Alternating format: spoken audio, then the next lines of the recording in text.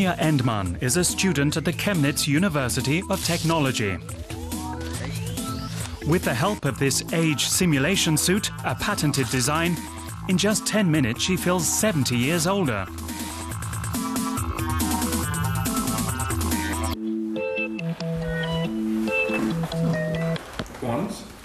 Anja Endmann can't hear very well inside the suit, but she says as long as she's standing still, it feels reasonably comfortable.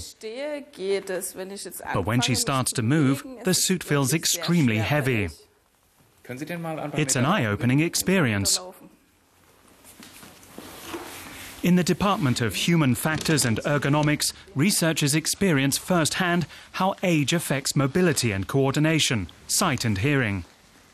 Their findings are factored into industrial production to ensure that the needs of the older generation are taken into account. People are the first priority. What we do here is examine the effects of technology on people, and we try to structure and design the human-machine interface. Clearly, the subject of age and how it relates to the design of housing, job markets and products will become a matter of increasing urgency because this sector is growing. Especially in Chemnitz, where 1 in 3 residents is over 60. Statistics show that the city is aging faster than anywhere else on the continent.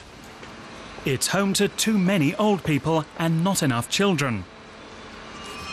At City Hall, history is cited as the main reason for this development.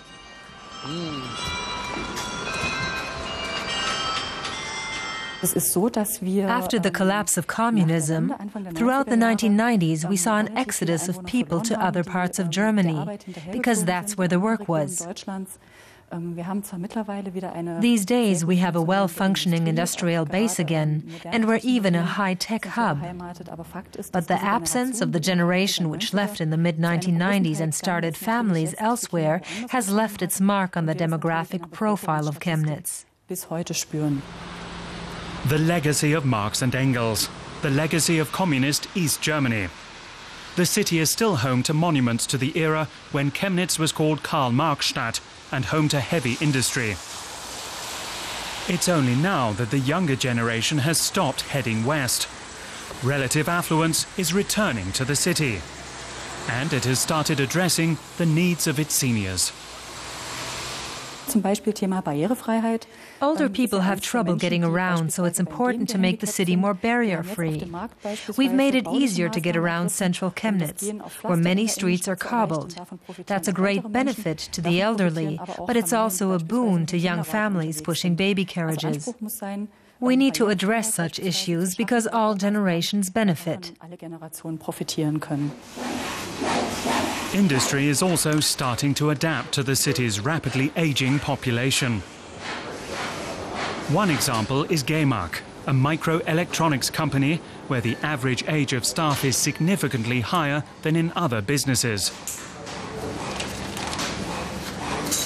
Günther Wolf is 74, but he still comes in twice a week. His experience and expertise are in big demand. Obviously, we don't want to end up on the scrap heap. We aren't getting any younger. But you gain a lot of experience in the course of your working life, and it's a good idea to pass on what you know to the younger generation. They also appreciate the setup. Absolutely. Professor Wolf has a wealth of experience he can share with me. I can always ask him for advice, and for that reason he provides a valuable service.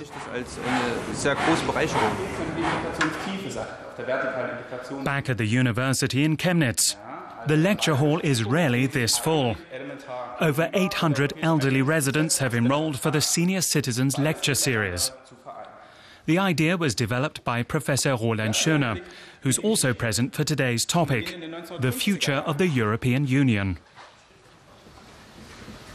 Our seniors tell us that these lectures, which have been taking place for over 18 years, have helped them feel fitter, more active.